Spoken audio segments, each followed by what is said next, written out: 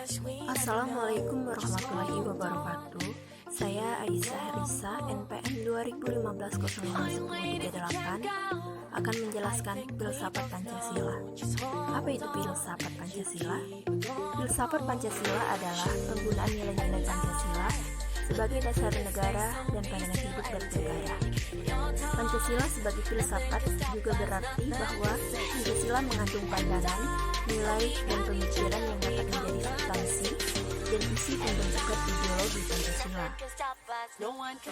Filsafat Pancasila artinya menggunakan nilai-nilai Pancasila sebagai dasar negara dan pandangan hidup bernegara. Pancasila sebagai filsafat ini adalah perluasan dari fungsi Pancasila sebagai dasar dan ideologi Indonesia. Sebagai filsafat negara, tentunya Pancasila harus berperan sebagai pandangan hidup oleh semua masyarakatnya. Fungsi filsafat Pancasila bagi negara Indonesia. Yang pertama, Pancasila sebagai jiwa bangsa Indonesia. Setiap bangsa mempunyai jiwanya masing-masing. Pancasila sebagai jiwa bangsa Indonesia berfungsi agar Indonesia tetap hidup dalam jiwa Pancasila. Yang kedua, Pancasila sebagai kepribadian bangsa Indonesia. Fungsi Pancasila sebagai kepribadian bangsa yaitu sebagai hal yang memberi ciri khas bagi bangsa dan menjadi pembeda dari bangsa lain. Yang ketiga, Pancasila sebagai sumber dari segala sumber hukum, mengatur semua hukum yang berlaku di negara Indonesia.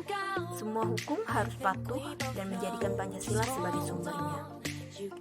Yang keempat, Pancasila sebagai pandangan hidup bangsa Indonesia. Pandangan hidup adalah masyarakat Indonesia harus menjadikan Pancasila sebagai petunjuk atau pedoman kehidupan sehari-hari.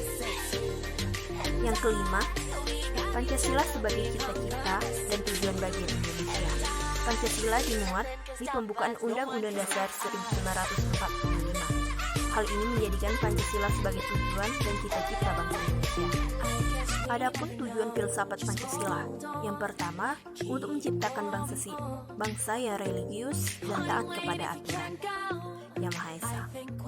Yang kedua, menjadi bangsa yang menjunjung keadilan baik secara sosial maupun ekonomi. Yang ketiga, HAM dengan Pancasila sebagai dasar negara kita. Yang keempat, untuk menciptakan bangsa yang menjunjung tinggi demokrasi. Yang kelima, menjadi bangsa yang nasionalisme dan mencintai tanah airnya, yaitu tanah air Indonesia. Pancasila sebagai suatu sistem filsafat. Yang pertama, cara deduktif, yaitu dengan cara mencari hakikat Pancasila serta menganalisis dan menyesuaikan secara sistematis menjadi ketuhanan pandangan yang komprehensif. Yang kedua, cara induktif, yaitu dengan mengamati gejala-gejala sosial, budaya masyarakat, merefleksikannya, dan menarik arti dan makna yang hakiki dan gejala-gejala itu. Ciri sistem filsafat Pancasila antara lain. Yang pertama, sila-sila Pancasila merupakan suatu kesatuan sistem yang bulat dan utuh. Yang kedua, susunan Pancasila dengan suatu sistem yang bulat dan utuh itu dapat digambarkan. Terima kasih. Mungkin hanya ini yang dapat saya sampaikan. Wassalamualaikum warahmatullahi wabarakatuh.